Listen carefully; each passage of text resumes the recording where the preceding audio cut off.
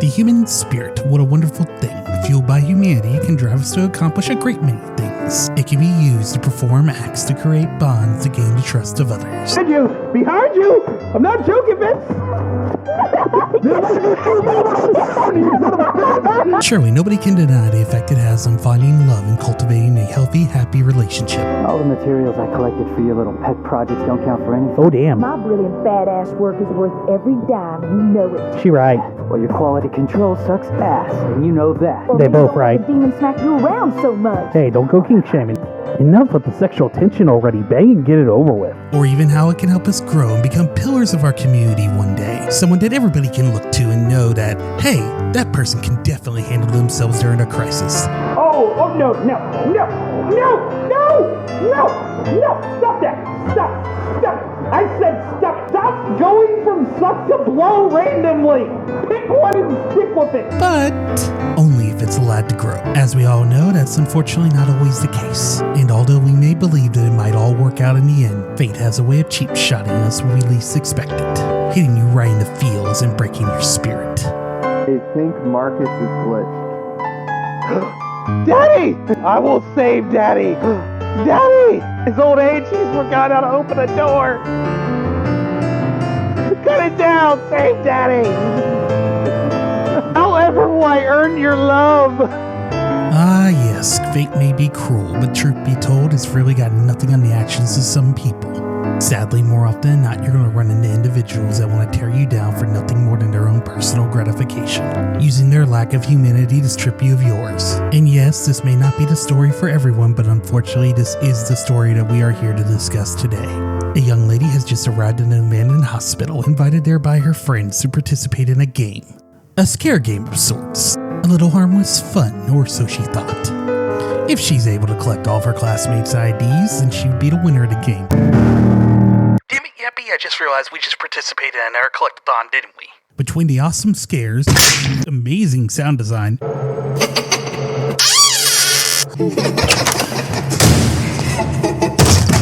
and quite frankly, adorable protagonists I barely noticed. I mean, look how adorable she is just throwing her fists up in the air like she just doesn't care. And so health conscious too at such a young age, getting in some cardio, avoiding some real headbangers in the process. Certifiably, undeniably, adorable.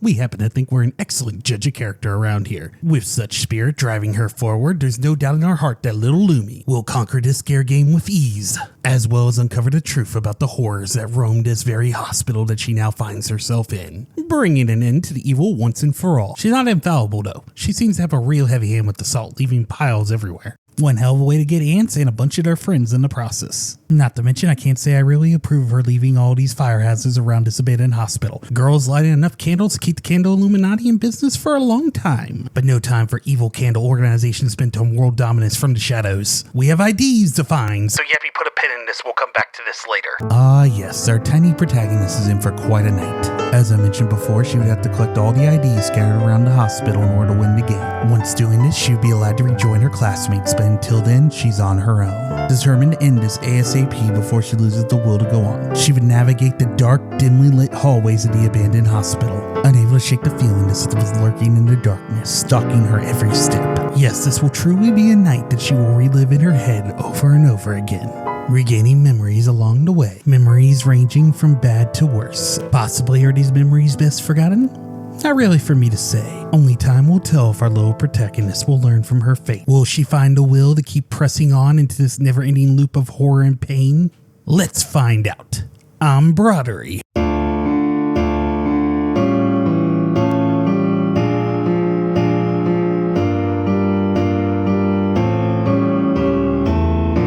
And this is Last Light.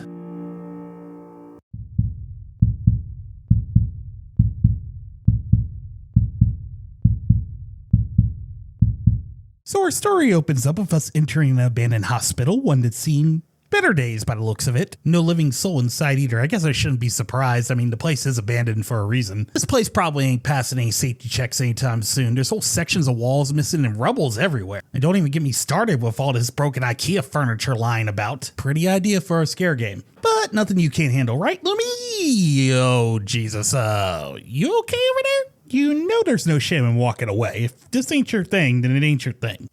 And okay, I guess somebody has something to prove. I guess me and the viewers will just tag along for the show then. Armed only with a flashlight and with every fiber of her being telling her to run in the other direction as fast as possible, Lumi swings open the double doors of the hospital entrance.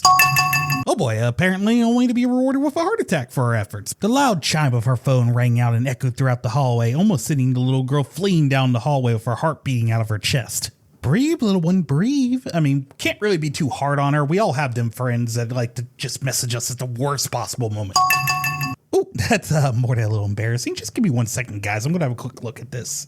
And it's twisted. Hey, Bewley, did you know you don't need a parachute to go skydiving? You need a parachute to go skydiving twice.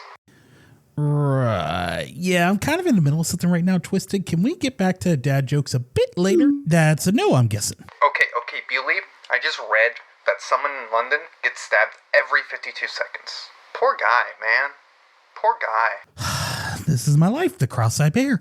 Anyways, at least Lumi's friends are staying on topic. Ooh, tough crowd. After displaying their varying opinions on Lumi's arrival, they decide to fill her in on the rules of the scare game. Simple stuff, really. Nothing too taxing. Lumi's just gonna go around the hospital looking for student IDs. And it looks like yours is up first, Lumi, and you clearly had no idea it was missing. Why don't we make our way to the basement and have a look around? Yeah, by this point you probably noticed that some of these kids seem a bit more aggressive than others, but hey, kids will be kids. I'm sure there's nothing we have to worry about. 3 hours later. Jesus Christ on a fucking cracker, who the hell raised these kids? Yep, smooth sailing, Lumi. Nothing to worry about at all. Especially if you don't think too hard on this questionable elevator we came across. How does this place even still have the electricity to run an elevator? Yeah, I'm sure it'll be just fine. Let me tell you, Lumi, I've had my fair share of scare games in the past, and honestly, you just gotta remember one thing. Most of the scares, they're in your head. None of it's real. You just gotta keep moving forward and it'll be over before you know it. Like for instance, I mean, I know we're heading into the basement, but it's probably not gonna be any different than any other hospital hallway in this building. You see, just like any other rundown hallway in this hospital, just like all the other ones we took to get down here, just some more decaying floors, rotten walls, massive pool of blood, really nothing to worry about. Yeah, I heard it when I said it. How you doing over there, Lumi? Yep, that's about right. I guess this means scare game's over and you're on your way out of this hospital as fast as possible? No. You're just gonna sidestep the blood and make your way through the basement. Yeah, I'm sure this easily replaceable piece of plastic will be totally worth all the trouble that's going to come from these actions. But after searching around the dark for a little bit, Lumi manages to find her way into a recently used autopsy room. Yeah, starting to get a real good idea where that pool of blood may came from. Lumi, yeah, I'm going to need you to find that ID. Good job, Lumi. Never doubted you for a second. The ID she found was indeed hers, and upon collecting it, it triggered a memory of her staying alone in class. Admittedly weird, yes, but before Lumi could give it much thought, she was taken off guard by laughter filling the room. Surprised, Lumi spins around to find that she is no longer alone, as she now found herself staring down a tall, dark figure. One with a creepy-ass smile, and if you hadn't noticed... She's got the crazy eyes. Dude, the eyes, they're crazy. Crazy eyes aside, this is a vengeful spirit that is known as a Wraith. This one was a troubled child who, unfortunately, after being bullied by her classmates and unable to find somebody to be willing to help her, decided to take out her frustration on the adorable animal population. A few baby chicks here, a doggy there, and the little girl found herself inside of a hospital. Something that she didn't really even necessarily see as a bad thing. She loved it in the hospital. Everybody treated her good and she saw them as angels. This was her utopia and she never wanted to leave. And with this new form, she never would have to again. Unfortunately for Lumi, she's always looking for new friends to play with. Looking to make Lumi a new permanent playmate, she chases her into a neighboring room where Lumi manages to get in and lock the door behind her. Lumi knew the door would not hold. The monster wanted inside and she knew it would only be a matter of time. With no time to lose, she hides in a neighboring locker, holding the door as tightly as she could from the inside. Smart thinking, Lumi, because the Wraith then bursts in and comes over and starts slamming its face against the locker door. When I kill your brother, I talk! Just wait! And you might think with this hyper-aggressive nature that this would be the main pain in the ass in the game, but oh, no. She takes the number 2 slot. Number 1's a particularly special thorn in your side. We'll get into her later, but yeah. I hate that kid. Luckily for Lumi, the Wraith does eventually lose interest in the locker and breaks into a neighboring room, leaving her behind, giving her enough time to flee back to the elevator as fast as possible. After returning to the first floor, it's pretty safe to say that Lumi's more than a little upset. She reaches out to her friends only to be greeted with disbelief on what she saw. She clearly was just imagining things. She knew what she saw was real, but they didn't care. They didn't like being kept waiting. There were 2 IDs on every floor and they wanted them found immediately. Luckily, it does appear like Lumi has one friend in the group that seems to be rooting for her, believing her even if she doesn't believe in herself. Lumi, not wanting to upset the group, began her search, checking every cabinet she came across and searching through every pile of rubble on the ground. One by one, room by room, until she spots another child standing alone in the dark. He seemed friendly enough, standing there with a massive grin on his face, so Lumi rushed to his side, not realizing it was another ghost until it was too late to turn back. But this one was not hostile like the Wraith. He was content in a way, just standing there grinning and giggling into the night. He would only speak of friends in bathrooms. Keep the doors open so friends don't catch you, he says. A warning maybe? Possibly even a riddle? Lumi thought maybe it'd be best if she opens up any stall door she comes across just to be safe. After searching around a bit, she manages to open up all the stall doors on the first floor. And to her surprise, nothing happened. Yeah, a bit anticlimactic, but nevertheless, Lumi returns to giggles with the good news. He promptly says nothing as he fades away, leaving behind something plopping to the floor where he once stood. Ooh, a piece of candy. Upon collecting Amelia's ID from the floor, Lumi is once again struck with a memory from the past that she once forgot. Amelia is seen standing outside of a bathroom stall holding nothing more than a bucket.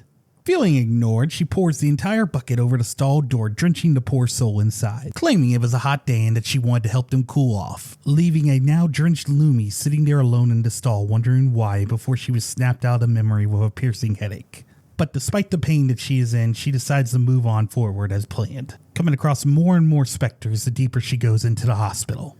Yeah, and Lumi, with all this laughter going on in the halls, I'm pretty sure the Wraith is nearby. Gotcha, bitch! After having the taste smacked out of her mouth, Lumi takes off down the hallway as fast as she could run, diving into yet another locker for safety. No shame, Lumi, shake it off. We all know you're a wrecking machine! You'll wear her down and beat her in the 3rd round. But until then, it's probably best if you sneak away while the coast is clear. While sneaking around the dark, she came across quite a surprise, a still working vending machine. Seriously, at this point, who the hell's still paying the electric bill in this abandoned hospital? Yappy, can you do me a favor and look into it? I have questions that need answers. Questions that apparently will have to wait as Lumi retrieves a savory red beverage from the machine and decides to have a sip. Mistake!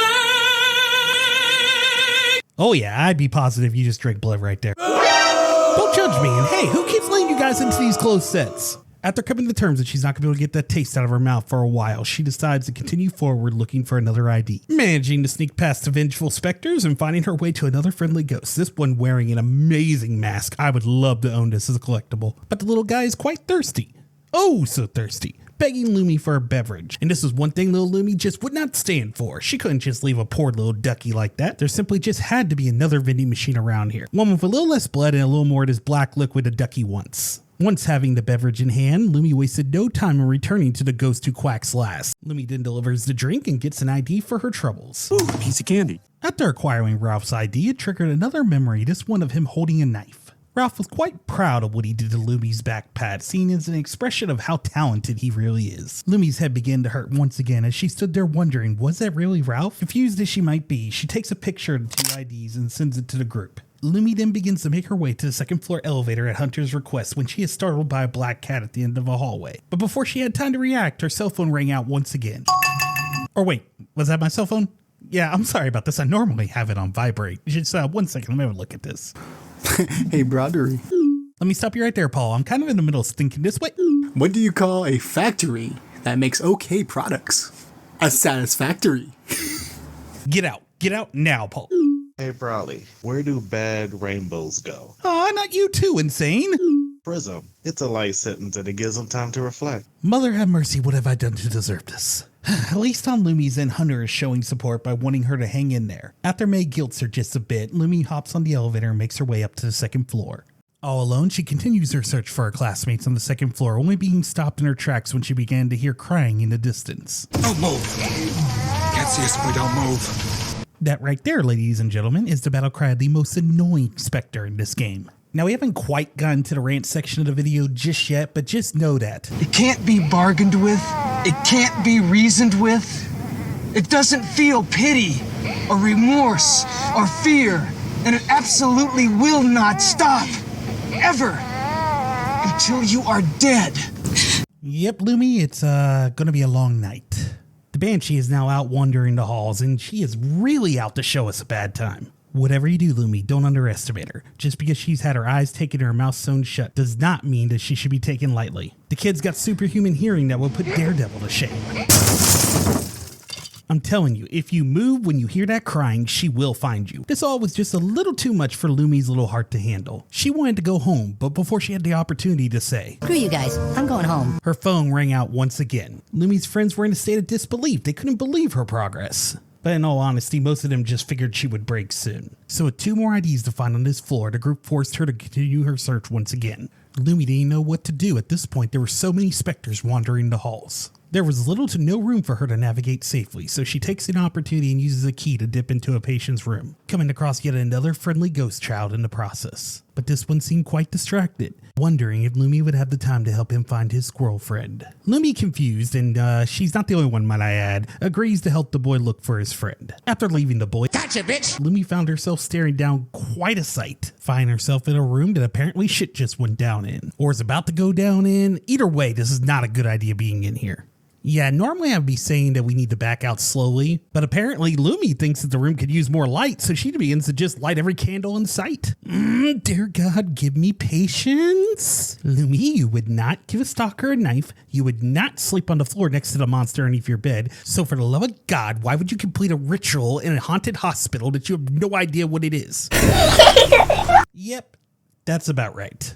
Lumi now found herself standing around in the dark as all the candles suddenly went out, noticing that a stuffed animal now appeared in the middle of the room on a table. Yeah, all signs point to you need to get the hell out of here right now, and why would you pick it up, Lumi? I've seen B-horror movie protagonists with better survival instincts. What is that thing anyways? It's just a bloody squirrel. And I'm realizing that's this kid's friend, isn't it? Why do I get the feeling by helping this kid we just entered a cult? Let's just get the damn thing back to the boy. Lumi nervously returns the stuffed animal to the boy and plippity plop. Ooh, a piece of candy. A new ID falls to the floor, and a particularly stinky one at that. A memory is triggered, and Lumi is seen wondering where this gross smell was coming from as she got closer to her locker. Morgan is seen standing in amusement as he watches Lumi swing open her locker door to see it's now been filled with disgusting trash. Trash belongs with trash, he proclaimed as he left Lumi standing there wondering why they all hated her so much, snapping out of it just in time to meet a talking kitty. Here, kitty, kitty, kitty, kitty. Who's got a cool scar? This little ball of badass fur is just a little bit curious on why Lumi is crying. Yeah, but Lumi's just a little too freaked out about a talking cat to get into that at the moment. Apparently, this little fella's been stalking little Lumi throughout the night.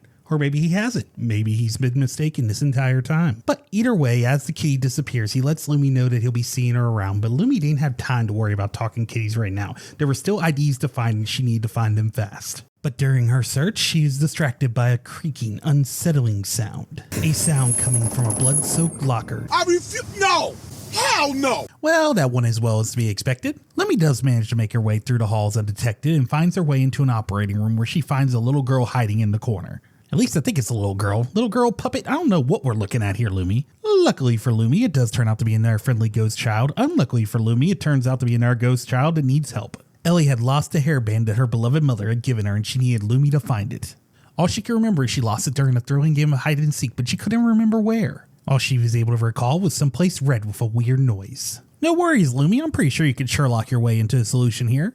Okay, we both know the only decent place to hide in this hospital is in the locker, so that part's easy. So locker plus red plus weird noise equals... I refuse. No! Hell no! Lumi, realizing that she had no choice but to investigate, decides to dive headfirst into the locker, and I have no idea why nobody told her to go into the nope locker. But at the end of the day, Lumi's got Lumi, and hey, at least it paid off. She managed to find a hairband in the process. She returns to Ellie the puppet ghost with hairband in hand and receives an ID in the process for her troubles. Ooh, a piece of candy. Turns out to be May's ID, and it triggers a memory of her sitting in class behind Lumi up to no good. May was leading the other kids in the class and tormenting Lumi by flicking little pieces of paper in the back of her head, and despite how much Lumi was crying, they had no intentions of stopping anytime soon. That's when Kitty appears once again, wanting to know if Lumi ever gets tired of crying, even taking a moment to taunt her until a phone rings out. Hey, don't look at me. I don't hear nothing. Lumi checks her messages, and oh, what a surprise, the group's still being cold to her and Ralph's being a dick. But nevertheless, Lumi still feels the need to apologize to the little shits before telling them that she has the IDs in hand and that she's heading up to the 3rd floor. It would be a bit longer though, because before Lumi could hop on the elevator, she runs into our little feline friend once again. This little guy was just laying on the floor right next to the elevator waiting for Lumi's arrival. Little guy's developed an interest in Lumi and wanted to encourage her to keep moving forward. Lumi agrees that it probably would be best if she kept moving along. She was terrified of what they might do if she keeps them waiting too long. With her journey coming to an end with only 2 more IDs to find, Lumi finds herself on the 3rd floor in the intensive care operating room. She wonders if she'd be better off in a place like this rather than at school with her supposed friends, when she gets stopped in her tracks by another Spectre, this one human torching his way through the halls. He just floated by, blowing out a candle as he did and seemingly ignoring Lumi in the process. Yeah, well, not that I'm not appreciating the fire safety here, but I'm a little bit confused. What's the deal with this kid? Turns out he was just a kid who used to hide and play in his room with fire every time his parents began to argue. The light of the candle flame was the only bright thing he saw in his life, and he wanted more light, much more light. He loved the warmth of burning a piece of wood. He got excited at burning his house. Everything was shining, everything was glimmering, everything but himself, and that was about to change. Well, at least we know this floor ain't safe. Understatement of the night, because this is about to be the worst floor that we've been on yet. Everywhere Lumi went, she would just run into another Spectre just waiting to show her a bad time, giving Lumi little time to catch her breath as she continues her search for the IDs. Things were starting to look bad. Lumi probably could use a doctor for the amount of times the Spectres popped up to say, "Gotcha, bitch, gotcha, bitch." Not that that matters, because it looks like the only doctor on staff tonight looks unreliable at best. I don't care that she needs help, Lumi. How do we even know she's a real doctor? Maybe you want to check her credentials or something first? I'm just saying, maybe we skip this one. Nope. You're just gonna go ahead and help her out. Good talk, Lumi. Apparently Doc G needs some surgical tools for an operation, and Lumi agreed to help her find them. After poking around a few dangerous operating rooms, Lumi manages to find what the good doctor needs. Lumi returns the operating tools and receives an ID for her troubles in lieu of payment. Ooh, a piece of candy. Lumi retrieves Claudia's ID from the floor and has a lingering pain in her shoulder, remembering a time when Claudia shoulder checked her into a door on her way out of the classroom, leaving Lumi a little message on her desk written in permanent marker. These memories are becoming a little more than Lumi can handle as she begins to bawl her eyes out. Was this scare game just another way to torment her? Would she even be allowed to leave once it was all over? Either way, Kitty knows that crime will get Lumi nowhere. Annoyed that Lumi still doesn't realize what's going on, the bored little Kitty encourages her to continue the scare game, even though he doesn't believe it will change anything anyway. Something Lumi agrees with. She knows in her heart that they will never stop tormenting her. There's only one more ID left to go, so she heads back out into the hospital to find it and bring it into this scare game once and for all. While searching one of the largest patient rooms she's been in so far, she comes across a devil child hiding in the corner. Oh, what large horns and blood-red eyes you have. Here I thought Doc G was creepy. But it turns out she's harmless enough. It seems that somebody has stolen her body and she needs help getting it back. Lumi could see the devil girl was in pain, so she agrees to come back if she finds anything along her way. While searching though, Lumi comes across a very strange wall, one that appears to be hiding something behind it. But before she has time to properly investigate it, she begins to hear a sound coming from behind her. A sound she wants absolutely nothing to do with as she flees the room as fast as possible. She makes it outside just in time to see this game's celebrity cameo rush past the door window.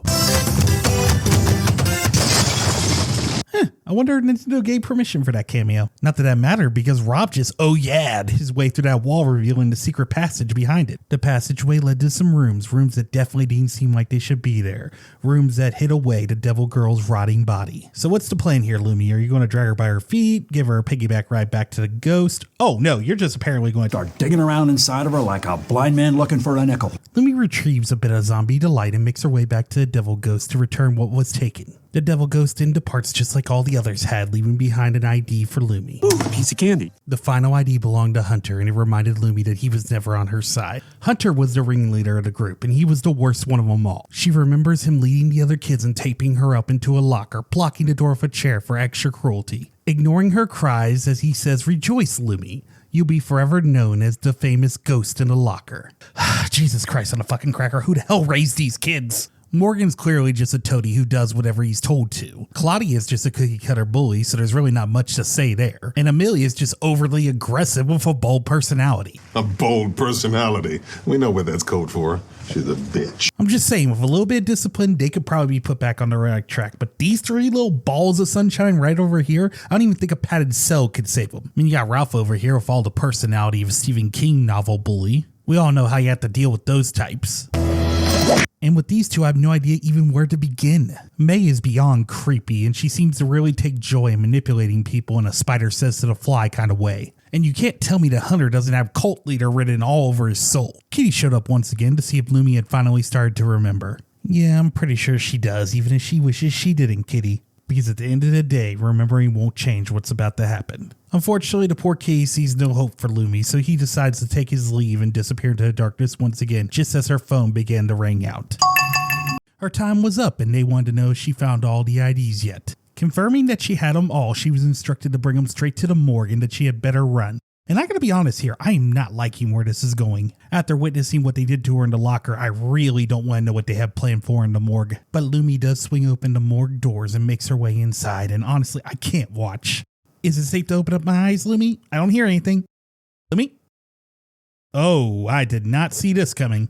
Apparently everybody's been dead this entire time. What a twist! Lumi fell to her knees in confusion just as the kitty arrived once again. It seems even after seeing it with her own eyes, she still doesn't realize what happened. There never was a scare game, it was all in Lumi's head. Whoa. You know I love you, kitty, but come on, pump the brakes there. We know that there was a scare game. We all saw the text messages. Lumi, why are you the only one in the text group? What did you do? なんだよ。ゴミのくせに俺を呼び出しやがって。時間さえかければ、俺がお前の友達にでもなるとか思ってんのか。イラつかせんなよ、お前。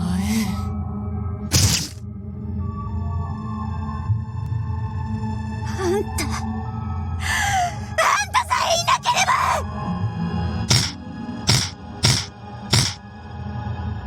あんたのせいで私は！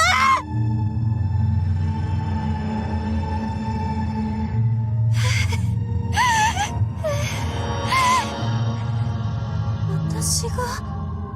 Well, so much for us being a good judge of character around here. You're killing me here, Lumi. No. I can fix this. We had the right nickname. We just had the wrong spelling and context behind it. I can fix this. Just give me 1 second. There, now that that's fixed, we can get back to business. So if it isn't obvious, Lumi has been leading her bullies one by one to their deaths. Pretty grim, yes I know, and honestly, she can't believe it herself. Lumi just sat there trying to come to terms with what she did until she heard that loud, sinister laughter once again.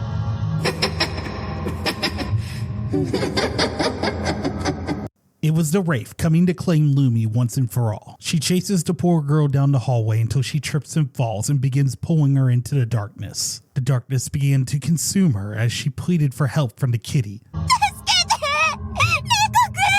Lumi didn't want to die, and even though she pleaded for help, there was no one who could save her from this fate. After some time passed, she comes to by the hospital entrance, wondering what happened to the scare game. Horrified at the sight that the hospital doors are now chained shut, trapping her inside. With no memories of what she went through throughout the night, Lumi just stood there pounding away at the door, begging to be let out. But she was here to stay in her own personal limbo, an endless loop of horror and pain, reliving her actions over and over again for the rest of eternity. And Jesus, Cornfield, you couldn't have kept it a little light? I mean, come on, give the girl a break. I know that what she did was really fucked up, but still. But wait! There's more! Wait, what?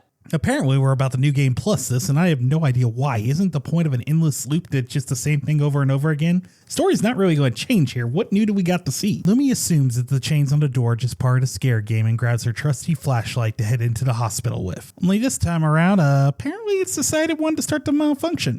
Lovely. She does apparently get it working as she heads through the double doors of the hospital once again. And we all know what's about to happen. The phone rings out, her friends give her a hard time, she remembers her IDs in the basement, the world keeps on spinning, and we move on with our day. He'll realize in a second. Wait a second, how'd she know that? Ralph is more than a little pissed that somebody told her, spoiling a bit of their fun, but honestly, Lumi had no idea how she knew. Ooh, the plot thickens, and I'm more than a little bit intrigued. How about we move forward and see where this is going to go? Not gonna lie, I've always been a fan of a good old case of deja vu. So once again, we ride the Note Vader down to the basement, sidestep the pool of blood, head towards autopsy, and that's new.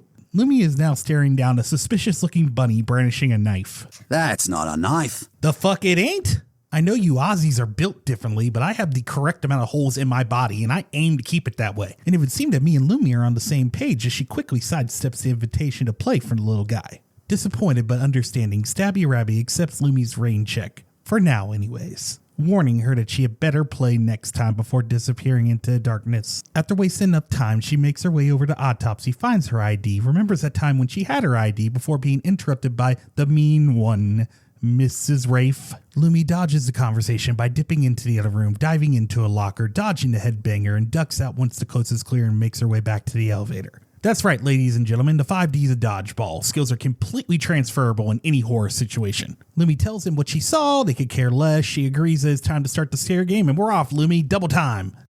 So Lumi speaks with the grinning ghost, hears the not a riddle once again, commences with busting open all the stall doors on the first floor, sees a working vending machine along the way, has a drink.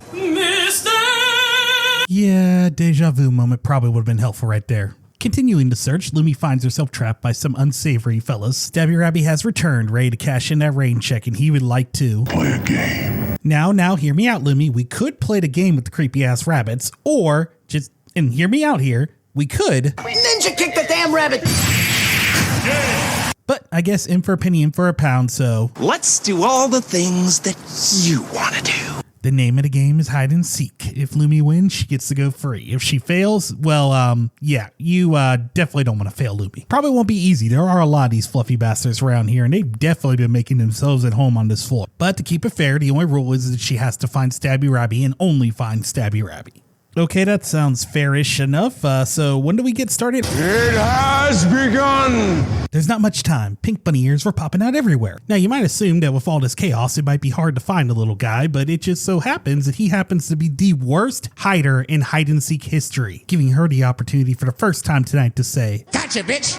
See, Lumi, that wasn't too bad. Round 2. Wait, what? That wasn't part of the deal? But there's no reason to freak out about it too much. He is the worst hider in the world after all. Lumi turns around and he proves our point. But the deed is done, the round is won, and Lumi is victorious. Despite the fact that the greedy rabbit wants a round 3, Lumi stands up for herself and tells him it wasn't part of the deal. A promise is a promise, so Rabby unlocks the doors and sends the new hide-and-seek champion on her way. So Lumi opens up a few more bathroom doors, returns to the grinning ghost, gets an ID for her troubles, remembers that time that Miss Bold Personality cornered her in the bathroom. But I'm going to need you to snap out of it, Lumi, because there's a ghost ducky out there that needs your help, so be on your way! She finds the thirsty boy, gets him something to drink, receives an ID for helping out, remembers a time when Ralph was looking like the boy who lived if he got into Slytherin, was playing with a knife. Do what you gotta do, Lumi.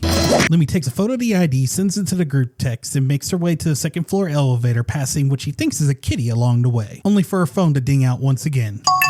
After speaking with the group, Lumi still doesn't want to upset them, so she hops on the elevator and heads up to the second floor. Go ahead and go on without me, Lumi. I'll catch up in a second.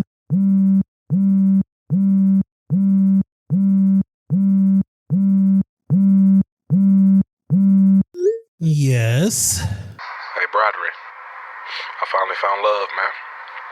Started dating this girl in a wheelchair. She'll never walk out of my life. All right, I guess this is the night bitches die. Remember your pressure points. Hey, Brawdury. What do you call a guy with no shins? Neil. Well, checking these was an obvious mistake. Let's go see what Lumi's up to.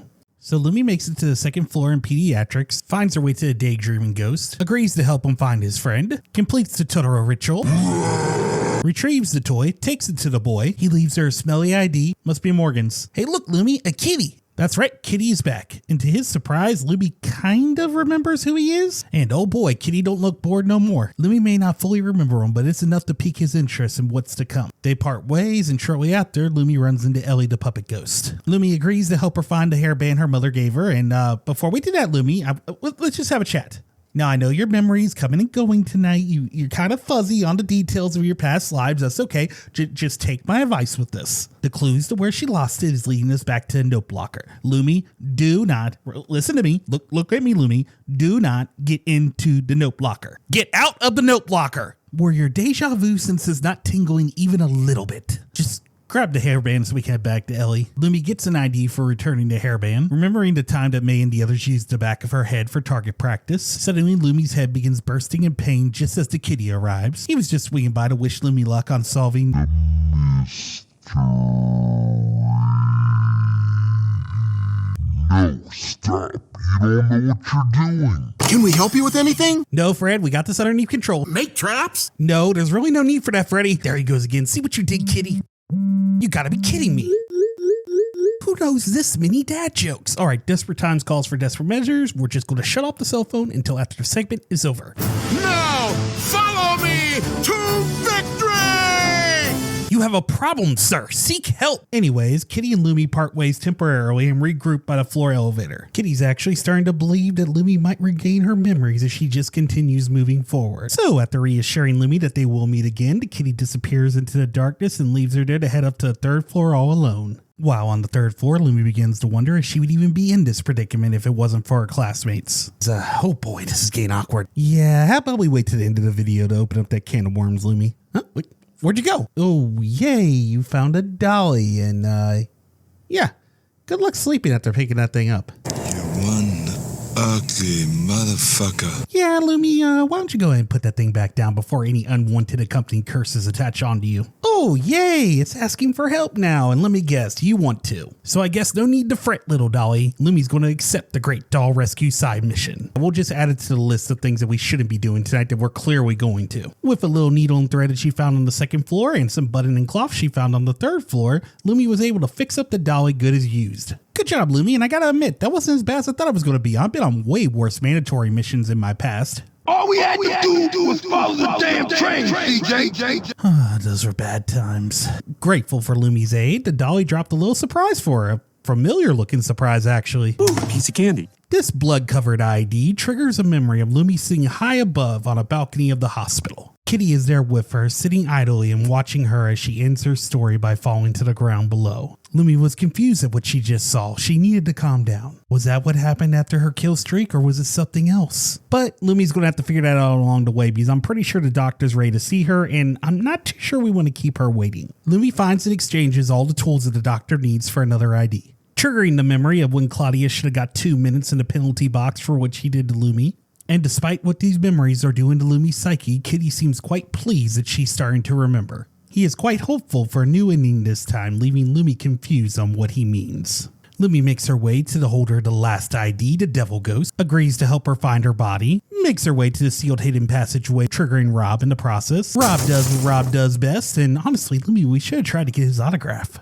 Lumi slides down the narrow passageways of the back rooms and finds a friendly but very shy ghost just standing in her path. Every time she gets close to him, he just disappears, seemingly unwilling to have a conversation with her. Lumi's curiosity got the better of her when she noticed that he was hovering over notes scattered across the floor. So she examines the notes he was hovering over, learning a bit about the dark past of the hospital in the process. At one point in time, the hospital had a reputation of being the go-to place to take care of young patients. A reputation they used to get their test subjects for their inhuman experiments. Let's just say there's a special place in hell for anybody to participate in the actions described in these notes. Although it does seem that one of the directors grew a conscience and was attempting to get the word out to the public. And I'm going to take a wild guess and say it didn't end very well. Lumi goes ahead and grabs what she needs from the Devil Girl's body and returns to her ghost to exchange it for another ID. The final ID belongs to Hunter, and yeah, we all know what happens next. So coming back to me. After regaining her memories, Lumi becomes visibly upset with the kitty, wondering why he didn't warn her. Sorry to say, Lumi, he really didn't have any intentions of telling you over and over again. If you were just going to keep on forgetting, what would be the point? It would just be a waste of time. It was better that he waited until she remembered all on her own. Her phone rang out once again, but only this time the messages were broken and scrambled. Really freaked out Lumi. Realizing she needed to meet them in the morgue, she parted ways with Kitty and headed off to embrace her fate. Swinging open the doors of the morgue, Lumi finds the remains of her classmates in the back of the room. なんとなく気づいてたから。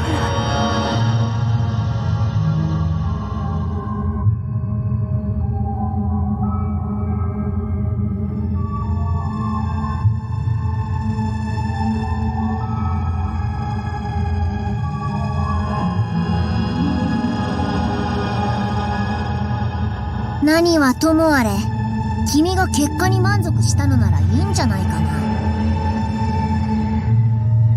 君をいじめていた奴らなんだよ。 True, Lumi wouldn't have minded them getting a taste of their own medicine, but this seemed like a step too far. But this is when Kitty decides to take a chance, breaking the loop by blocking the Wraith's path. He fends off the Wraith, giving Lumi the chance she needs to escape. But the kitty was not so lucky, apparently dying a hero's death. Lumi was experiencing an enormous amount of guilt. If she had never existed, none of this would have happened. She stands alone, crying in the pouring rain as she makes a makeshift grave for the kitty and lights a candle for all the souls ever lost. I mean, just wow, Cornfield, way to take a downer ending and just pile onto it with a second playthrough. I mean, Jesus Christ. I mean, not only is Lumi still a mass murderer, but she got the kitty killed this time around also. I mean, is it so much to ask for a light at the end of the tunnel? That's when suddenly we are transferred to a hospital room where a patient's hand begins to twitch. The patient could hear a voice that she knew calling out to a doctor. She couldn't see anything and her head hurt really bad as she sat there listening to the conversation fade in and out. Two things were certain about the conversation. They were definitely talking about Lumi and that they needed to wait and see. All Lumi knew was that she needed some sleep. And wait a second, was this all just a dream? Basically what you're implying is that she killed the bullies, took a high dive, ended up in a coma, and basically has been stuck in this hellish loop ever since. Or are you? So much information to process, we need more details? Lumi, wake up. You don't need sleep, we need answers. Wake up! Son of a bitch, why are we back here? Wait, was the hospital room a dream or a memory? Did it even really happen? Lumi's confused, and honestly, she's not the only one. Lumi was sure she made it out of hospital, but now she finds herself locked inside once again. Was Lumi never allowed to leave the hospital for what she did? She swings open the hospital doors, and once again her phone rings out. The signal was too bad, the conversation was choppy at best. But luckily, Lumi remembers everything from the last loop and knows she needs to head to the basement. So she steps onto the elevator, heads to the basement, makes her way to autopsy, finds her ID, is interrupted by the Wraith once again, and steps into the other room. And it's time to dive into the locker once again. What? Not there? No freaking out, Lumi. The Wraith's about to break in and we need to change the 5Ds of dodgeball to be dodge, dodge, dodge, dodge, and dodge. So we slip past the Wraith, make it back to the elevator, head back up to the first floor, and now that we know how you're going to play it this time around, Loop, there is no tomorrow. So why would we waste time? Lumi, let's do this.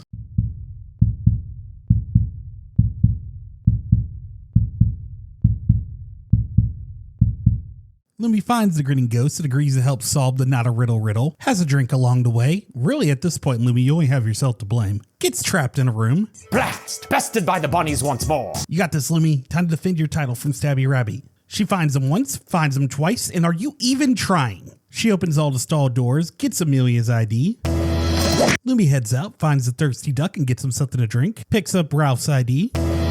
Makes her way to the second floor elevator. Wait, was that? After making her way to the second floor, Lumi finds the squirrel boy, completes the ritual once again. All hail Totoro. Returns the doll, gets Morgan's ID, finds her way to Ellie the puppet ghost. Does it even matter if I tell you not to get in the note locker? Seriously, what's the next step here, Lumi? Are you going to take the damn thing home and sleep in it at night? It wasn't a serious suggestion, Lumi. Where'd she get a pickup truck from? Lumi returns Ellie's hairband, gets May's ID, and ha ha ha, Kitty's alive. I knew you had it in you, little bald badass fur. I bet you messed up that Rafe Scary Movie 2 style. But dry your tears, Lumi. Kitty has no time for the feels, and neither do you. Whipping his tail in contempt, he encourages Lumi to keep moving. So she headed up to the third floor, found a dolly, fixed it up good as used again, collects the bloody ID. Did this really happen, or was it just an air loop? She then finds the doctor's tools, trades them for Claudia's ID, agrees to have a search for the Devil Girl's missing body, attempts to finally get that autograph from Rob. Ooh, that looked like it hurt. Lumi shakes it off, makes her way down the narrow passageway, passes the Shy Ghost, finds the Devil Girl's body, takes the piece back to her. She receives Hunter's ID for her troubles.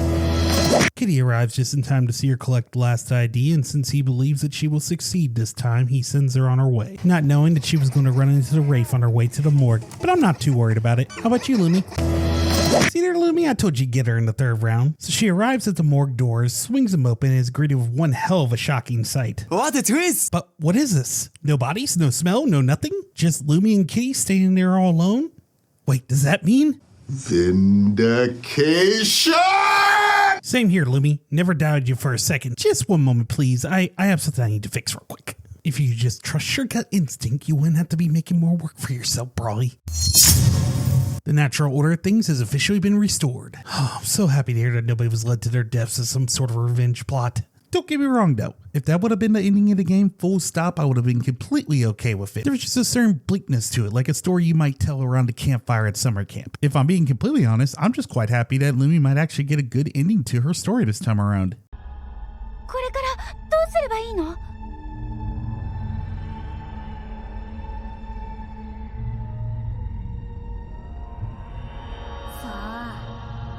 僕が言っても無駄だよ。大事なのは君の思い次第だから。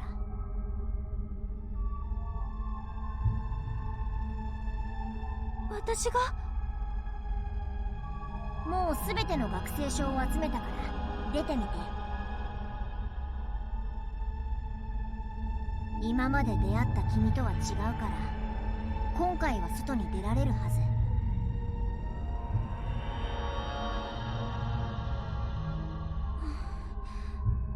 わかった、行ってみる。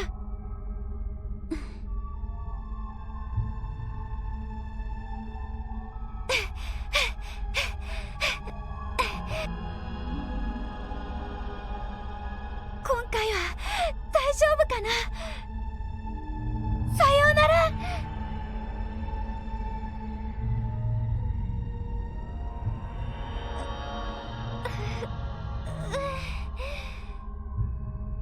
ここはどこ？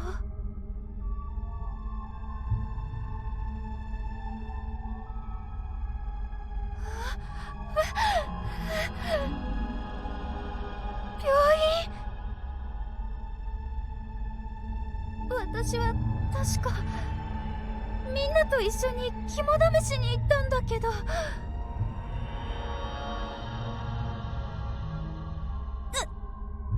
頭が痛い。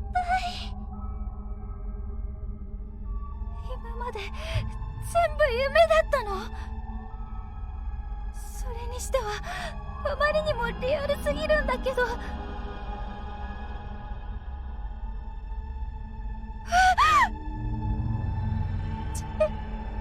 違う、そんなはずが。なんでここにいるのよ。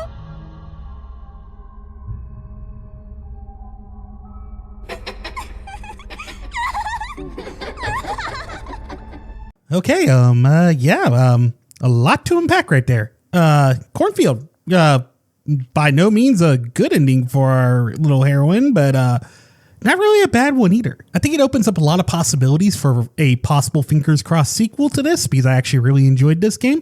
But before we get to that, we need to go over the actual timeline now that we have all the information. Yeah, I know it's kind of a big ask asking you guys to stick around when we're this far along in the video to review the information once again, but there's just been so much thrown at us over the last 3 playthroughs. I just want to make sure we're on the same page on the timeline of events. I promise to keep it very brief and just sprinkle in a few theories and my interpretations along the way. So there were 2 things I blatantly got wrong when I was recapping the story earlier that I noticed when I was editing up the video. For starters, I kept calling them specters. They're not specters. I thought they were vengeful ghosts. Apparently they were demons. Not really that big of an issue, but I mean, I just wanted to get that out for clarity's sake. And the other one was that I do not think that Lumi tried to end her story on the top of the hospital anymore. I think that she tried to end her story at the top of her school, and that's going to make sense here in a second. This was just a hard scene to watch over and over again, but I think that there's something going on with it. But let's not waste any more time and get into it. So we all know that Lumi was bullied in school to an extent to where she felt like she needed to end her story early, poor thing. Luckily she survives and unfortunately slips into a coma. Very unluckily though, she slips into a coma and is transported to some kind of living hell. So Lumi can participate in a scare game where she has to find all of her classmates' IDs while being hunted by demons, only to come to a realization that her classmates were actually led to their deaths by her to this hospital, and at the very end just gets murdered over and over again. And then she reawakens, no memory, and basically has to redo it over and over again until she finally starts to remember. That's when Kitty steps up, helps her break the loop. She realizes that she never killed anybody. And then Lumi eventually wakes up from the coma, unfortunately to find out that the demons that have been stalking her throughout the night have now followed her back into the real world. And there we go. Now, see, guys, I told you I'd be brief. There's just really just one little thing that I would like to go over. Just one minor little thing.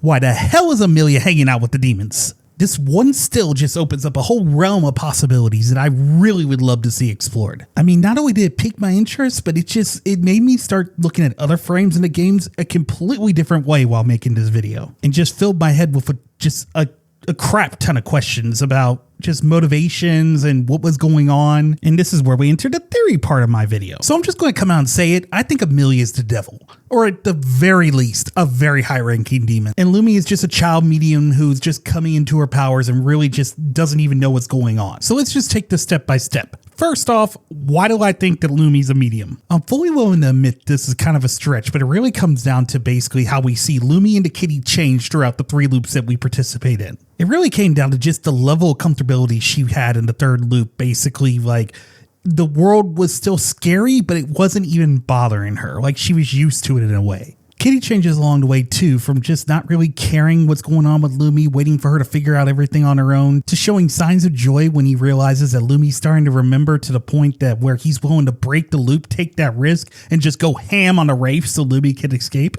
And he just doesn't strike me as the type of, like, whatever he is, demon, spirit, or whatever, that would actually do that for just some random kid he met along the way. I believe they knew each other in the real world, and the reason why I say that is because they're seen together on top of the school before Lumi tries to end her story. This, of course, made me remember the desk that Claudia tore up of Lumi's, and made me wonder, why were they calling her a creep? I think at some point Lumi was seen interacting with the kitty, and therefore people just thought that she was really creepy, really weird. And kid bullies being kid bullies, they really just seized the opportunity and singled her out just because she was different. But that's really only half of the formula that I'm using to run with this theory. Remember, I really do think Amelia might be a devil in disguise. And yes, the only evidence that I have is the one frame where Amelia is seen with the demons, seemingly not in any danger, actually having a good time, enjoying herself around them. It would just make sense that she'd be a demon in disguise too, because if she was, then it would explain why things escalated so quickly with the kids. We're never explicitly told how long the other kids were friends, just that they all banded together to torment Lumi. And what if they only did that because they had a devil in their ear inciting them to target Lumi? And if Lumi actually turned out to be a medium, then it would make sense, because demons really don't seem to really care for them too much. Lumi wouldn't even need to know that she was a medium for her to be a target. I mean, in all honesty, she probably thinks the kitty is her imaginary friend, or wild thought here is just a real kitty that she thinks everybody else can see,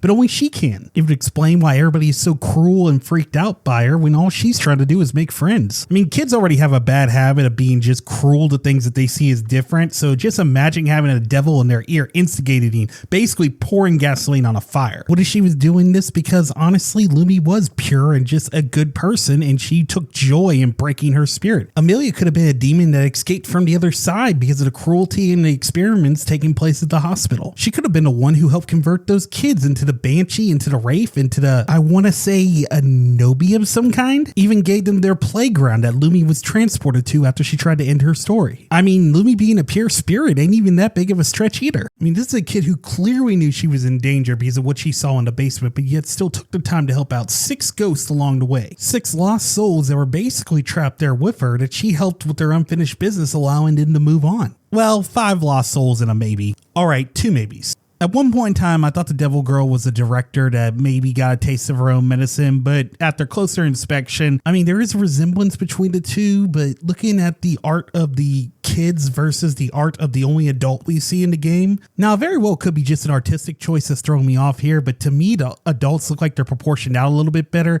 where the kids kind of look like bobbleheads, and she just looks more like one of the kids than she does the only adult that we're given a, like, we know he's an adult. It's very clear that he was one of the directors. But if she was a director too, then either A, she could be the whistleblower, in which case she was taken care of by the one dude who I thought was the whistleblower, or it could have been the other way around. The whistleblower could have taken action against her, taking her out because of something cruel that she was doing at the time. Like I said, this is all just assumptions. There is no evidence in the game that I was able to find. But no matter how many gameplays I do of the damn game, the doctor never sits right with me. I mean, you even find some file art that makes her look sus, but you also find some file art that makes some of the other ghosts look sus, and I don't get a bad vibe from them, so I'm kind of going to give her a pass against my better judgment. Basically what I landed on with her is that she's a child who was experimented on, but then started to idealize what was happening to her, started to actually admire it and wanted to do it herself. And yeah, just glad she's resting in peace. And a good thing too, because I'm 90% sure that she drew that file art herself, which means that she really had some expectations for her future. Moving on. I mean, if you ask me, that kind of makes Lumi look even better, because that means she has experience in helping good souls and helping bad souls. And can you imagine how much experience she has now that she's been through the loop so many times, and to the point that where she now remembers the loop? I mean, we have no way of knowing how many times she completed this loop, how many times she helped these people over and over again. And remember, she forgets every time that the loop resets, so therefore she would be doing this just out of the kindness of her heart every time, because she wouldn't have had any idea that any of the ghosts would have have had any of the IDs until the last couple of loops. And if Kitty knew her in the real world, then that means he would have known how powerful she was. Therefore, him helping her out wouldn't have made any sense until he knew she was strong enough to break free of the dimension's hold. And if her abilities had been awakened by being in that dimension, then when she came to the real world, maybe she's able to actually see all the demons in the other world in the real world at the same time. Imagine a sequel where a now teenage Lumi who has developed her powers, she's grown stronger, actually has to take on the demons that tormented her when she was younger. What if it turned out that Amelia really wasn't a demon? She was a child who was possessed by the demon who escaped the dimension. Maybe even going as far as exorcising the demon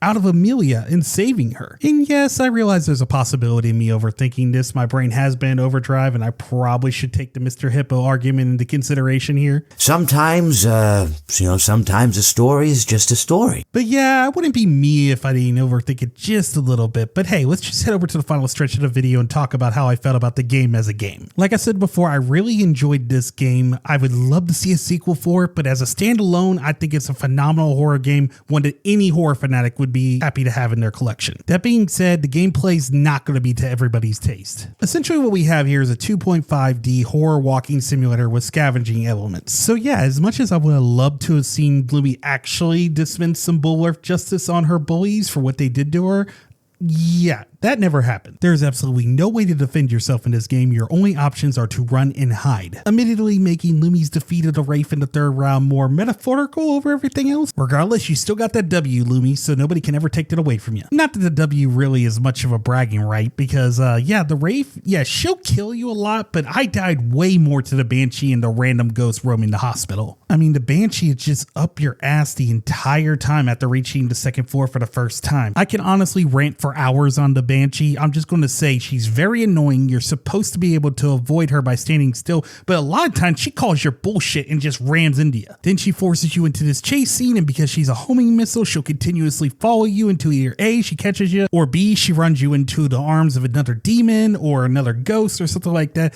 basically causing you to die in the process. It's just never ending. And God, it gets annoying when they start to multiply later on in the game. Oh, and I did forget to mention, anytime Lumi catches a 2P, she just drops like a ton of bricks. Oh, and just so you know, the items they give you in game to help you along your way, yeah, they range from kinda useful to totally pointless. Yeah, you can open up some optional paths with the keys, but really most of the doors you want to leave shut and locked as long as possible because it actually prevents the demons from chasing after you, giving you a well-needed breather every once in a while. FYI, doesn't work with the ghost.